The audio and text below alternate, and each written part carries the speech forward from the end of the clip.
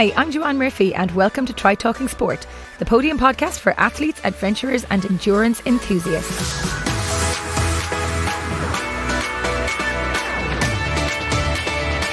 Today's guest is Caroline Heffernan from Tri Lakes Triathlon Club in Tuam, County Galway. The 48-year-old is a mum of two and an avid triathlete, completing numerous triathlon and sporting adventures despite being diagnosed with cystic fibrosis.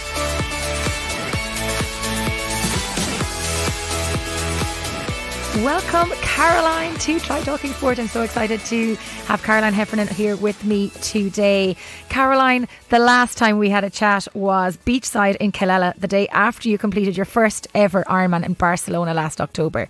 What an incredible achievement. Oh, yeah, it was absolutely fantastic. But crossing the finish line with so many family and friends around was just absolutely amazing.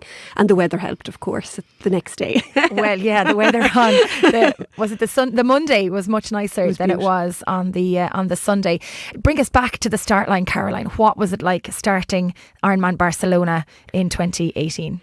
Well, I had hoped it was going to be kind of a nice warm morning, but as you'll remember, it was very wet, very windy, and we were all very wet before we got into the sea. Looking at the sea, it was pretty scary because we had waves that I don't know how high they were, but they looked massive as we were getting ready. It was lovely. There were so many people there, and obviously with Ironman being so good and inviting me up on the stage the night before, there was a lot of people there that knew me just because this is Caroline with CF that's at the start line. But as the music started and I'd gone in for my warm-up, I did that on my own just to clear my head and come out, and I tumbled, I'd say about 10 times getting out of the warm-up, and I went, oh, how am I going to get out? As elegantly as you can is what you think. Nerves started to hit in, but then they played Sweet Caroline and everyone around me started singing and dancing. I went over to my family and I actually it was just so emotional to see the flags, the CF flags. There was stories from different people that had come up to my husband, and it was great. And it's amazing. Once the song had been played, it kind of relaxed me. So I don't know whether they knew that was the way to go or not. And once I was in the queue to go into the water, it was fine. I actually really relaxed at that stage, considering the way the water is. But my poor family were in bits. My daughter walked up the beach, kind of watching, because so many people were pulled out of the water. And she just kept saying, "Is that Mum? Is that Mum?" So yeah, but it was really good. It was fantastic being there on the day. I mean, I arrived late after the swim had started, but seeing you out on the run course was absolutely phenomenal. To just even get to the start line was a huge achievement. Yeah, it was, because actually the 2 weeks previous to that I picked up some kind of a virus and literally rushed myself to the hospital the Monday week before, and my professor in Castlebar, he just went, "Caroline, it's not looking good." So as you'll know, that I did get the new drug for CF, and my lung function had gone up into the 70s from 40 2 years previous, but my lung function had dropped back down. So I was meant to go on IVs, and I said, "No, I can't do IVs. I have 2 weeks to Ironman." I said, you have to just give me orals. So he agreed, reluctantly, gave me the meds that I needed and said, "Come back Wednesday week, we'll test you and see how you were going and we'll decide." Now, he knew in his heart and soul that I was going no matter what, So I literally complete bed rest for the 2 weeks beforehand. But with CF, you kind of know that it's difficult from day to day. You're not sure whether you'll make it. So it was very special to be there and able to take part. And then, of course, as the day unfolds, it gets darker, it gets later. The rain was worse than anything I'd seen in Ireland for a long time. What was it like running down that finish line? You know what? I actually felt sorry for some of the other foreign athletes that were there, because they weren't used to running in wet. I was 3 inches of water at one stage, So running down the finish line, though, as you asked, was just amazing. I actually missed my mum and Celia because Franny cuddled me at the end, and then I kind of just saw the finish line and just kind of went with it, even though all of my Tri Lakes friends that had done it before said, "Take your time, go slow, enjoy it." But Paul Kay was amazing. At the end, and they played Sweet Caroline yet again, and you know what I mean. It was just, it's hard to believe that it's done, and I just get goosebumps at the I thought just got of a few little goosebumps Yeah, myself. It's just amazing. Yeah, it is fantastic. I mean, the magic carpet is the magic carpet for so many reasons. Absolutely. And it's not just about the 140.6 miles of racing that you do on the day. It's the journey to the start line, the journey to the finish line. What was the most difficult part of that journey in the lead up to, I suppose, the start of Ironman Barcelona? I think deciding whether to attempt it or not, I kind of had a lot of conversations with myself. And until I was clear in my head that I wanted to do it or attempt it, the way I looked at it is if I put the training in, it would be a journey of good physio and I'd be one of the fittest people on the start line if it didn't happen. I thoroughly enjoyed the training. I have to do physio twice a day, having CF. So the exercise, once or twice a day was actually benefiting me health-wise, even though I did get sick just beforehand. But I mean, I was really, really well for the 18 months before. And I had great help. Killian Moffat actually did out my programme, and he was really good at telling me to take breaks. And understanding the heart rate and everything really did benefit me because, I was feeling maybe okay, but I'd look at my watch and I'd know I had a bad night's sleep or my heart rate was elevated. So I knew that I'd have to maybe alter my week's training. So just having his knowledge and teaching me that was really good. When you say you had to do physio twice a day, I'm sure that's not the same type of physio that other athletes would do in terms of stretching and things like that. What did your physio entail? Oh, my physio is actually clearance of my chest. So after my nebulizers in the morning to open my airways, I'd actually have to do breathing exercises and some clapping on my back to clear the mucus from my chest before I'd actually exercise. And did you have to do that on race morning as well before you started? I did. Yeah. You did, yeah. And how did you manage, your energy and your nutrition on race day? Because it's quite hard to get that correct anyway. Never mind having the CF in the background always ongoing. So what did you do for fueling your race on Ironman race day? Banana bread. Homemade. Brought all the way from Tuam. Made on the Wednesday before we travelled. Now, it was a little bit stale on the Sunday. But no, homemade banana bread. That's what I had trained on with a few gels. Now, Celia was given out because I had pocket loads of stuff on the run. But I can actually get sugar lows. So I needed to be balanced. So literally, I had banana bread in every pocket that I could get. So just, it's a mouthful, eat it. And I was fine. Yeah. Yeah, it's funny that the different strategies that people have out on the course. But more importantly, the celebrations after you cross the finish line, how long did they last for? I think they're still going. Any excuse to celebrate. I obviously have to wear your hoodies and your T-shirts and, people will stop you at our conference in March. Did you do that? And you should do, South Africa so it's a great talking point actually, but I think they still continue, And now your mum and your sister are not listening to the podcast, okay? So just pretend they're not listening. So will you do another Ironman? Close your ears, mum and Celia. I would love to do another Ironman, yeah. But actually my daughter and husband have also kind of said, no, come on. But I'm a slow and steady. I loved the discipline of it all. It was really good, and I need a target because realistically, I'm quite lazy. I just need to have something to work at, and if I have, I will give it 110%. I don't think lazy would have been a word I would have used to describe you, to be honest, Caroline. Unless I have a target, yeah. If I don't have anything to train for, sure, will I bother? But. Yeah. Well, I suppose you are just off the bike from Mizen to Malin, but we'll talk about that in a minute because you also won the Ollie O'Neill Inspiring Athlete at the Outsider Magazine Awards in January of this year, something your family and your clubmates were very, very proud of. What did it mean to you to win that award just a few months ago? Well, I suppose I should thank you for nominating me and for doing the article. It was fantastic. There were so many fantastic people there and so many fantastic stories. I genuinely was shocked when they called my name. I was standing there, I even had high heels on, I couldn't really walk in them. So I hadn't planned of having to walk to the stage, to be honest.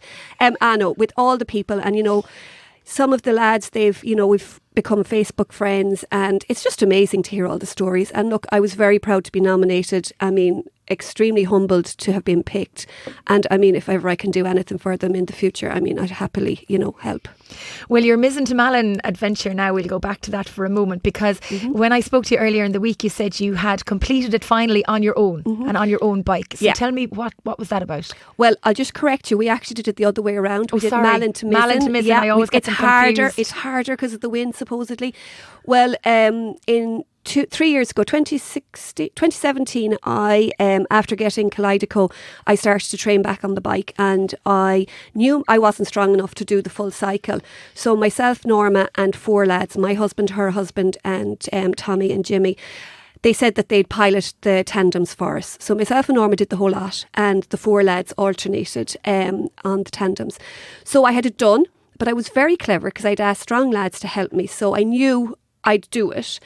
And then last year, I went back and did 2 of the days. So I did the second 2 days because I had come from Lanzarote with the club. We had gone training for Ironman. And then this year I said, you know what, let's see if I can do it on my own bike. Because, I've done it and it was a brilliant achievement to do it on the tandem, but I did have help. So I decided that I'd try it.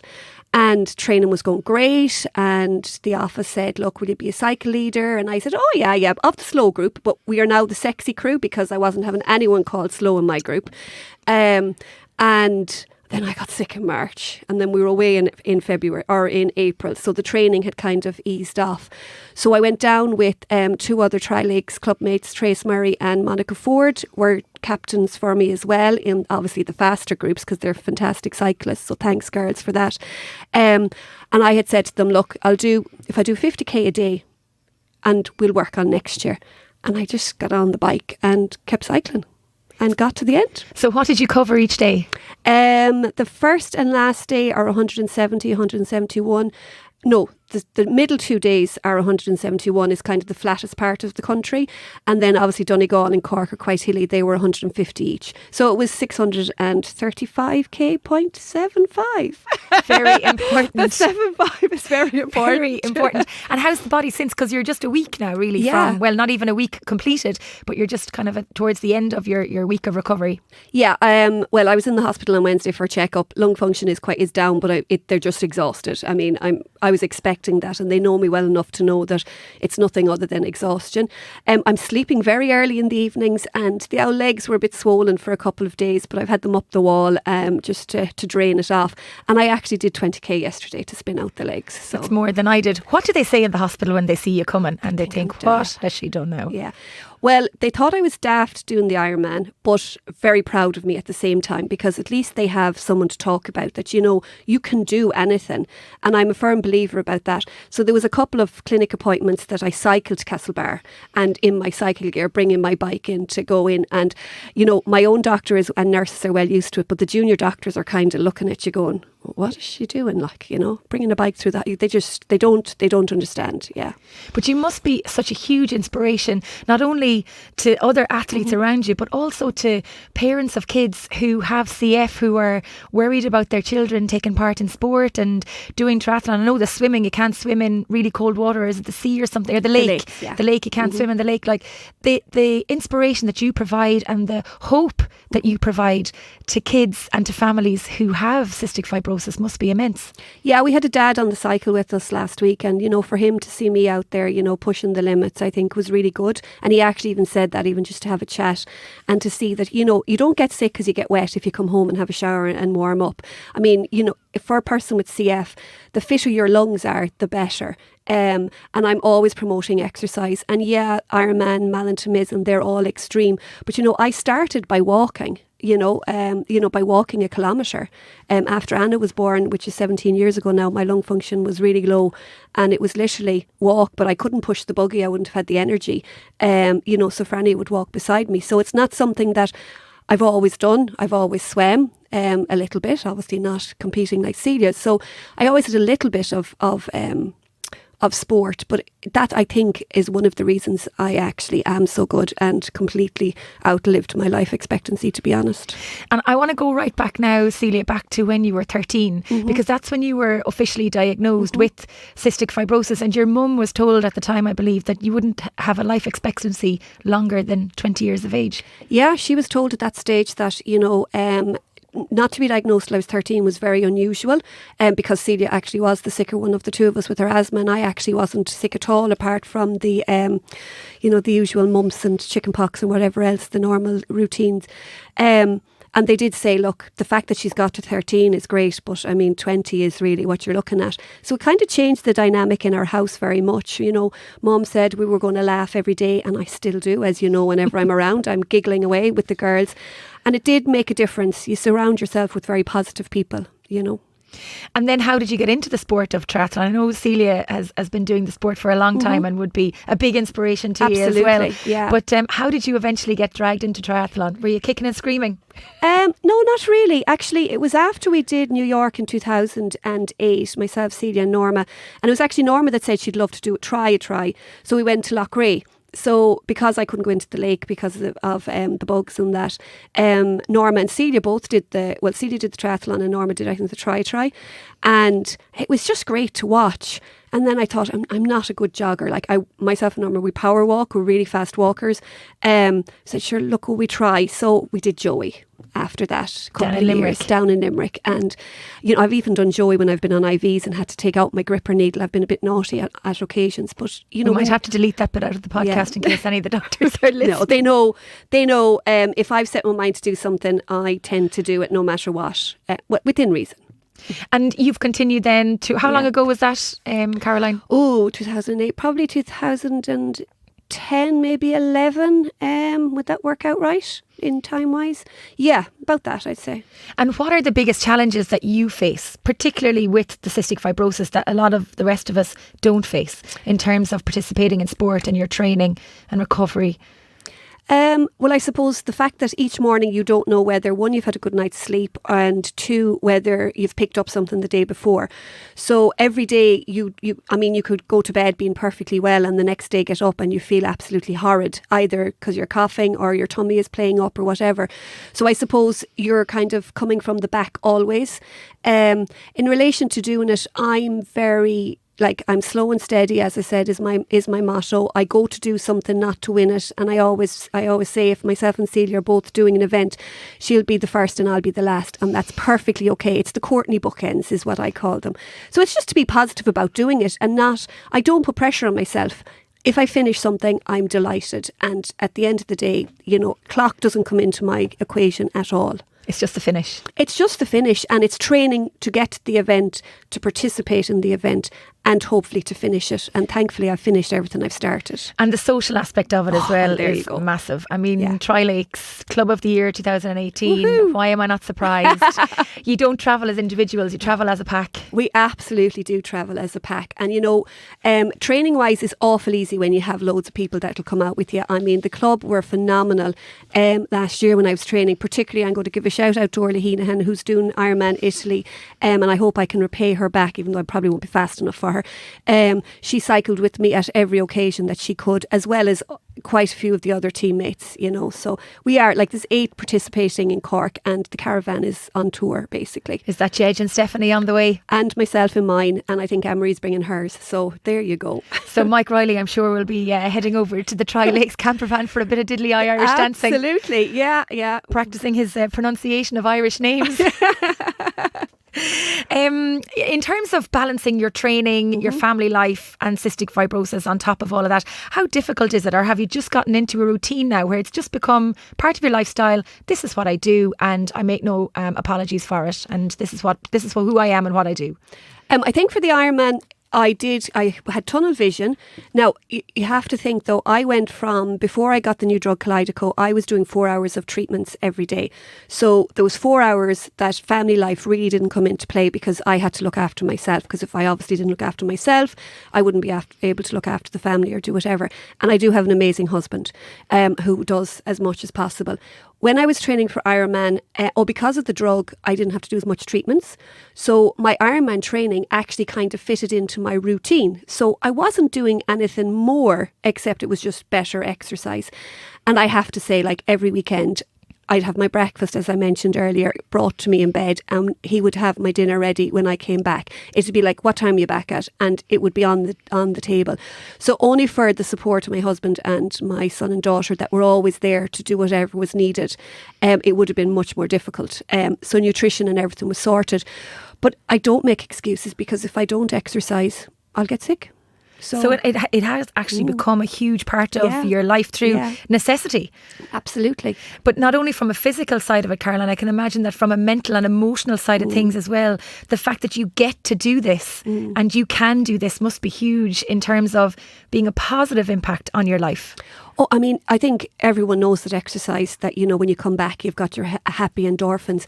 But I usually train with people that I'm always very happy to see. So, you know, the social aspect, I mean, I can't imagine not going for a cycle with one of the girls, or, you know, it'd be, I don't know, what would I do? It'd be like my arm is chopped off, you know, just for the chat and everything else. So it works on all levels. You get the physical happy endorphins, you get the chat and the laughing from the guys that you're cycling with. So it's a win-win situation. And what does your average day look like now in terms of your training and your family commitments?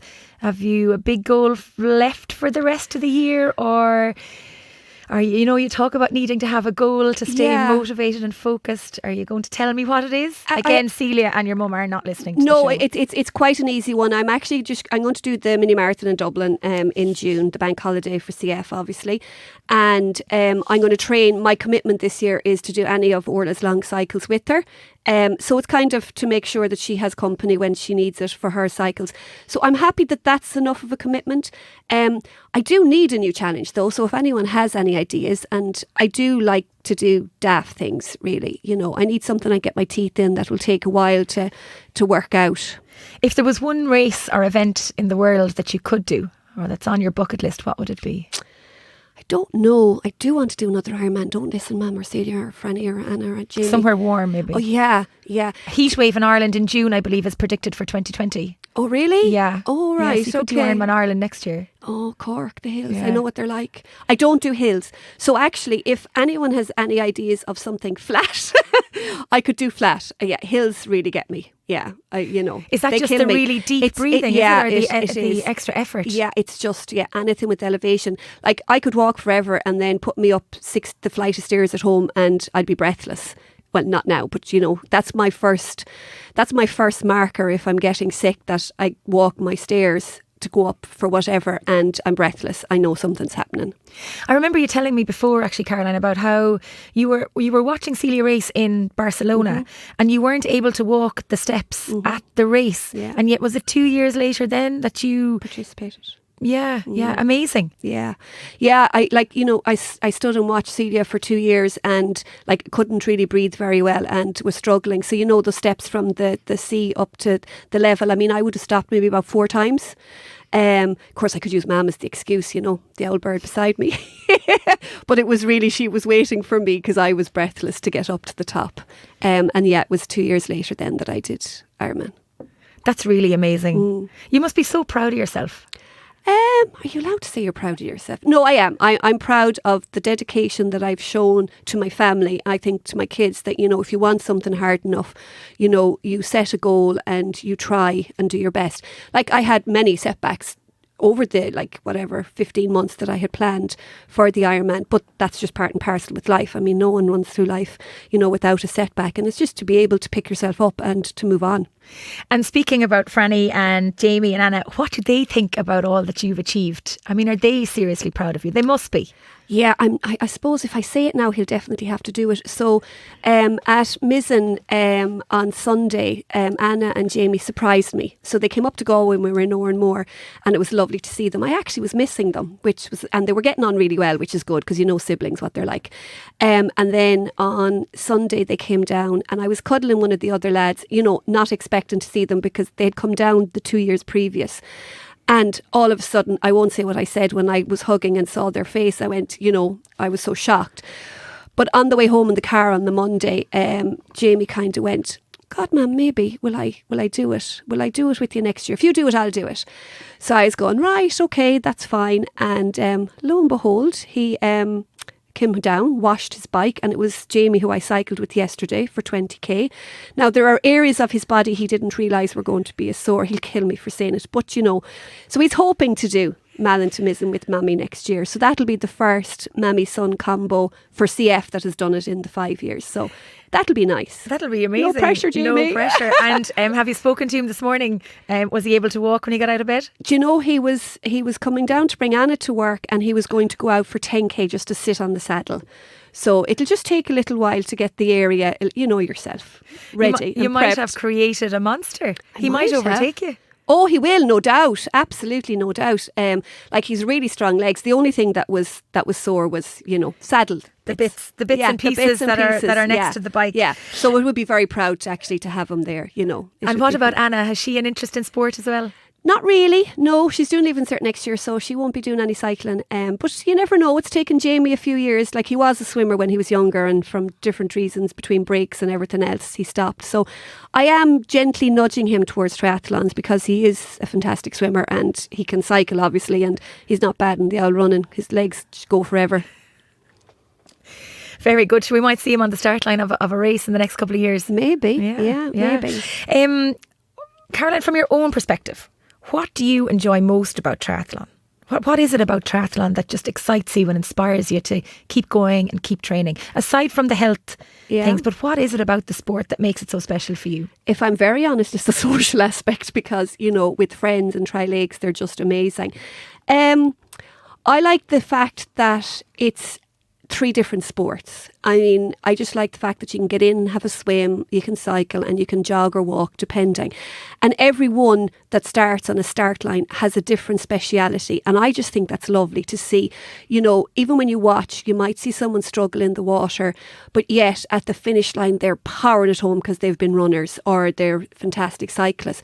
I just think it's a really good combination. You don't have to be good at just one of the sports. You can be average at the 3, and do it, And there's always lots of travel involved as well. I guess you get to see the world. Yeah, go where there's sun. Absolutely. If you're doing an event, you must travel, is kind of one of my other mottos. If you do an event, you must travel. Is that it? Oh, yeah. Yeah, absolutely. Abroad, preferably.